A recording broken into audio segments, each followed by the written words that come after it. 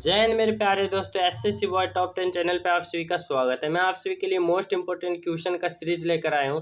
अगर आप लोग इतना क्वेश्चन लगाते तो मैं आप सभी को विश्वास दिलाता हूं कि एग्जाम में नंबर इंक्रीज होगा और स्टूडेंट का नंबर इंक्रीज हो रहा है। इसलिए आप लोग पूरा सीरीज का लगाने की कोशिश कीजिए, क्योंकि इसी प्रकार का आप सभी के एग्जाम में क्वेश्चन पूछ रहा है। तो आप लोग पूरा क्वेश्चन लगाइए। ज़्यादा समय लिए बिना चलिए सीधे क्वेश्चन की ओर चलते हैं। अगर हमारे चैनल पे नए हो तो चैनल सब्सक्राइब कर लेना, क्योंकि इस चैनल पे प्रतिदिन मोस्ट इंपोर्टेंट क्वेश्चन अपलोड किया जाता है, जो कि और इस प्रकार का कंटेंट तैयार किया जाता है जो कि आपके एग्जाम में पूछा जा रहा है। तो चलिए सबसे पहला क्वेश्चन की ओर आगे बढ़ते हैं। पहला क्वेश्चन है, अर्जुन पुरस्कार कब शुरू किया गया था? अर्जुन पुरस्कार कब शुरू किया गया था? 1952, 1961 या फिर 1965 या इनमें से कोई नहीं। तो अर्जुन पुरस्कार कब शुरू किया गया था? इसका राइट आंसर होगा ऑप्शन नंबर बी, 1961 इसका राइट आंसर। 1961 में अर्जुन पुरस्कार की शुरुआत की गई थी। अगला क्वेश्चन है, भारत में केंद्र शासित प्रदेशों की कुल संख्या कितनी है? भारत में केंद्र शासित प्रदेशों की कुल संख्या कितनी है? इसका ऑप्शन देखते हैं, 9, 8, 7 या फिर इनमें से कोई नहीं। तो भारत में केंद्र शासित प्रदेशों की कुल संख्या कितनी है? इसका राइट आंसर होगा option number A, 9। 9 is the right answer. Next question है, भारतीय संविधान के निर्माता कौन है? भारतीय संविधान के निर्माता कौन है? पंडित जवाहरलाल नेहरू, डॉक्टर भीमराव अंबेडकर, सरोजिनी नायडू या फिर इनमें से कोई नहीं। तो भारतीय संविधान के निर्माता कौन है? इसका राइट आंसर होगा option number A, doctor Bhimrao Ambedkar. Option number B is the right answer. Next question है, किस नदी को नमक की नदी कहा जाता है? किस नदी को नमक की नदी कहा जाता है? गोदावरी को, लूनी को, कृष्णा या फिर इनमें से कोई नहीं। तो किस नदी को नमक की नदी कहा जाता है? इसका राइट आंसर होगा option number B, Luni is the correct answer. अगला क्वेश्चन है, भगवान महावीर का जन्म स्थान कहाँ है? भगवान महावीर का जन्म स्थान कहाँ है? पाटलिपुत्रा, वैशाली, कपिलवस्तु या इनमें से कोई नहीं। तो भगवान बुद्ध का जन्म स्थान कहाँ है? इसका राइट आंसर होगा option number B, Vaishali is the right answer. Mahatma Buddha का जन्म स्थान वैशाली। अगला क्वेश्चन है, रघुवंश नामक पुस्तक ने लिखी है। रघुवंश नामक पुस्तक के लेखक कौन है? तुलसीदास, कालिदास, सूरदास या फिर वाल्मीकि।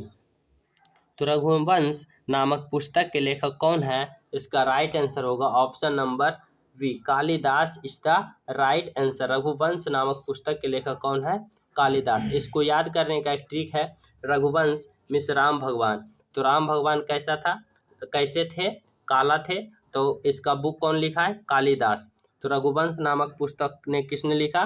तो इसका राइट आंसर होगा ऑप्शन नंबर बी, कालिदास। इसको ट्रिक से भी आप लोग याद कर सकते हैं। अगला क्वेश्चन है, पंजशीर पर किन दो देशों ने हस्ताक्षर किया था? पंजशीर समझौता पर किन दो देशों ने मतलब हस्ताक्षर किया था? भारत चीन, भारत पाक, भारत नेपाल या फिर पाक चीन। तो पंजशीर समझौता पे किन दो देशों ने सिग्नेचर किया था? इसका राइट आंसर होगा ऑप्शन नंबर ए, भारत और चीन। भारत और चीन इज द राइट आंसर। अगला क्वेश्चन है, ओलंपिक 2024 ओलंपिक खेलों का आयोजन में किया जाएगा। 2024 ओलंपिक खेलों का आयोजन कहाँ किया जाएगा? बीजिंग में, पेरिस में या फिर ब्राजील में या फिर मोरस्को में। तो 2024 का ओलंपिक खेल कहाँ मतलब किया जाएगा? तो इसका राइट आंसर होगा ऑप्शन नंबर बी, पेरिस में। Paris is the right answer. Option number B, Paris France में। नेक्स्ट क्वेश्चन है, निम्नलिखित में से कौन सा त्यौहार पैगंबर मोहम्मद के जन्म के दिन पर मनाया जाता है? निम्नलिखित में से कौन सा त्यौहार जो पैगंबर मोहम्मद के जन्मदिन पर मनाया जाता है? इसका ऑप्शन देखते हैं। इसका ऑप्शन है ईद उल जुहान या फिर मुहर्रम या फिर ईद उल फितर या फिर ईद उल मिलाद। तो कौन सा त्यौहार पैगंबर मोहम्मद के जन्मदिन पर मनाया जाता है? इसका राइट आंसर होगा option number D, Eid ul Milad. Eid ul Milad is the correct answer. Next question है, हुमायूं का मकबरा कहाँ है? हुमायूं का मकबरा कहाँ है? आगरा में, दिल्ली में, भटिंडा में या फिर सुपियाना में। तो हुमायूं का मकबरा कहाँ है? इसका राइट आंसर होगा option number B, Delhi. Delhi is the correct answer. Next question है, निम्नलिखित में से किस भारतीय नागरिक को नोबेल शांति पुरस्कार 2014 से सम्मानित किया गया था? किस भारतीय को नोबेल पुरस्कार 2014 से सम्मानित किया गया था? मदर टेरेसा, कैलाश सत्यार्थी, सचिन तेंदुलकर या इनमें से कोई नहीं? तो इसका राइट आंसर होगा option number B, Kailash Satyarthi is the right answer. Next question Hazratbal बल दरगाह कहाँ स्थित है? हजरत बल दरगाह कहाँ स्थित है? इसका ऑप्शन देखते हैं, अजमेर में या फिर देवबंद में या फिर गुलबर्ग में या श्रीनगर में। तो हजरत बल दरगाह कहाँ है? तो इसका राइट आंसर होगा option number D, Srinagar is the right answer. अगला क्वेश्चन है, निम्नलिखित में से कौन सा देश का सर्वोच्च खेल पुरस्कार अवार्ड है? निम्नलिखित में से कौन सा देश का सर्वोच्च खेल पुरस्कार अवार्ड है? इसका ऑप्शन देखते हैं, अर्जुन अवार्ड, द्रोणाचार्य अवार्ड या फिर राजीव गांधी खेल रत्न पुरस्कार या पद्म श्री। तो निम्नलिखित में से देश का सर्वोच्च खेल पुरस्कार अवार्ड कौन सा है? देश का सर्वोच्च खेल पुरस्कार अवार्ड कौन सा है, मतलब खेल में कौन सा सर्वोच्च पुरस्कार दिया जाता है? तो इसका राइट आंसर होगा ऑप्शन नंबर सी। यहाँ पे पहले था राजीव गांधी खेल रत्न पुरस्कार, इसका अब नाम चेंज कर क्या कर दिया गया है? मेजर ध्यानचंद खेल रत्न पुरस्कार। तो आप लोग कंफ्यूज मत होना कि पहले जो था वो राजीव गांधी खेल रत्न पुरस्कार दिया जाता था खेल में सर्वोच्च खेल पुरस्कार, लेकिन अब राजीव गांधी का खेल रत्न नाम चेंज करके मेजर ध्यानचंद कर दिया, मेजर ध्यानचंद पुरस्कार कर दिया गया है। तो आप लोग कंफ्यूज न होना, टिक लगाना मेजर ध्यानचंद पुरस्कार। नेक्स्ट क्वेश्चन है, स्वतंत्र भारत की पहली महिला राज्यपाल कौन थी? स्वतंत्र भारत की पहली महिला राज्यपाल कौन थी? विजय लक्ष्मी पंडित, शीला दीक्षित या फिर सरोजनी नायडू या फिर इनमें से कोई नहीं? तो स्वतंत्र भारत की पहली महिला राज्यपाल कौन थी? तो इसका राइट आंसर होगा option number C, Sarojini Naidu is the right answer, Sarojini Naidu. अगला क्वेश्चन है, बैटरी में कौन सी, यहाँ पे कौन सी होगी? टाइपर मिस्टेक, यहाँ टाइपिंग करने में गलती किया है। बैटरी में कौन सी ऊर्जा यहाँ होगा? ऊर्जा, बैटरी में कौन सी ऊर्जा भंडारित किया जाती है? बैटरी में कौन सी ऊर्जा का भंडारित किया जाता है? रासायनिक ऊर्जा, स्थितिज ऊर्जा, विद्युत ऊर्जा या फिर गतिज ऊर्जा। तो बैटरी में किस प्रकार की ऊर्जा भंडारित किया जाता है? तो इसका राइट आंसर होगा ऑप्शन नंबर ए, रासायनिक ऊर्जा इज द राइट आंसर। अगला क्वेश्चन है, ल्यूकोमिया एक मानव बीमारी है जो कि प्रमुख रूप से प्रभावित करती है। ल्यूकोमिया एक मानव बीमारी है जो प्रमुख रूप से किस अंग को प्रभावित करती है? हृदय या फिर हाथ पैर या फिर रक्त कोशिका या फिर फेफड़ा। तो ल्यूकेमिया किस अंग को प्रभावित करता है? इसका राइट आंसर होगा ऑप्शन नंबर सी, रक्त कोशिका को प्रभावित करता है। नेक्स्ट क्वेश्चन है, इनमें से कौन सा पदार्थ तेजाब या अंत है? निम्नलिखित में से कौन सा पदार्थ जो कि तेजाब अंत है, मतलब तेजाब से मिला हुआ है? तो इसका ऑप्शन देखते हैं, NaCl या फिर KOH या H2SO4 या फिर NaOH। तो निम्नलिखित में से कौन सा पदार्थ तेजाब है?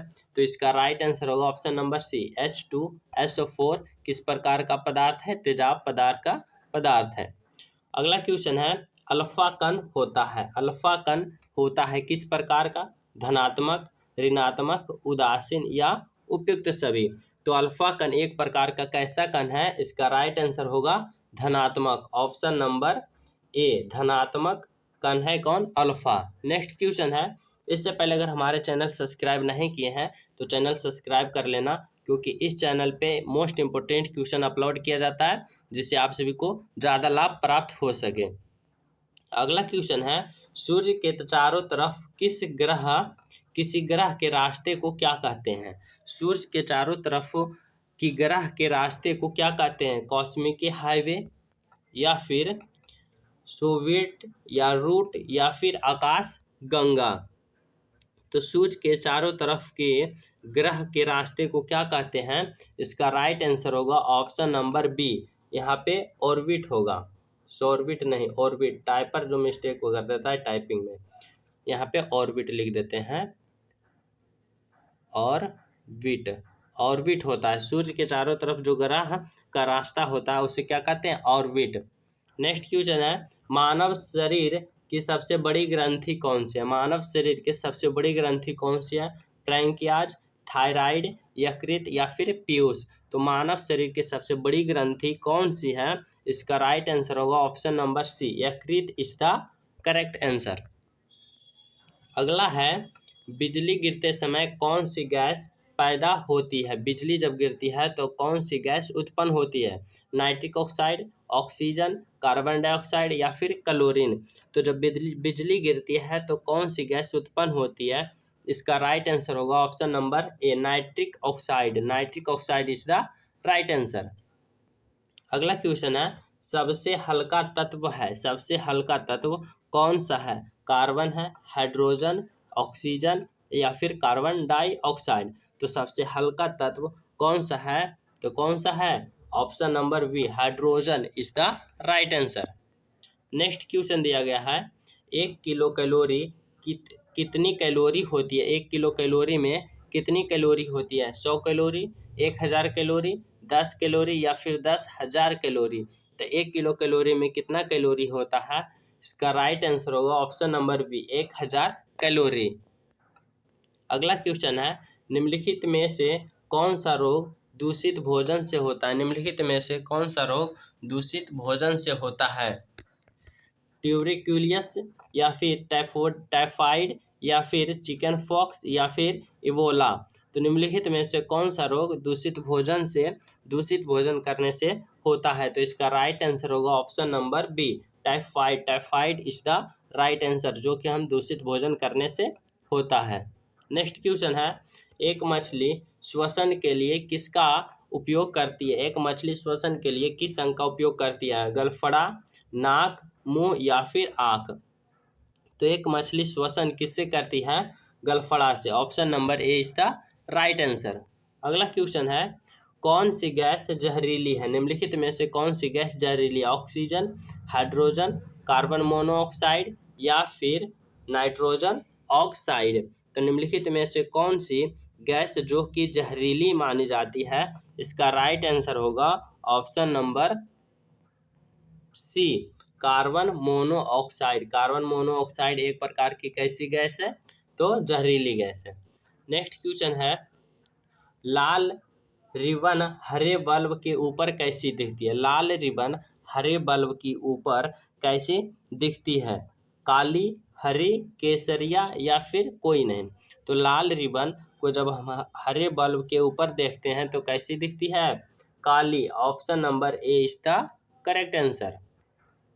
अगला क्वेश्चन है, मेढक के हृदय में कितने कक्ष होते हैं? मेढक के हृदय में कितने कक्ष होते हैं? 1, 2, 3 या फिर 4। मेढक के हृदय में कितने कक्ष होते हैं? इसका राइट आंसर होगा ऑप्शन नंबर सी, 3। मेढक के हृदय में कक्षों की संख्या 3। अगर मनुष्य के हृदय में पूछे तो 4 होगा।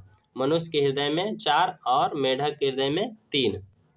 नेक्स्ट क्वेश्चन है, निम्नलिखित में से कौन सा विस्फोटक है? निम्नलिखित में से विस्फोटक कौन सा है? TNT या फिर TNV या फिर ए और बी दोनों या इनमें से कोई नहीं।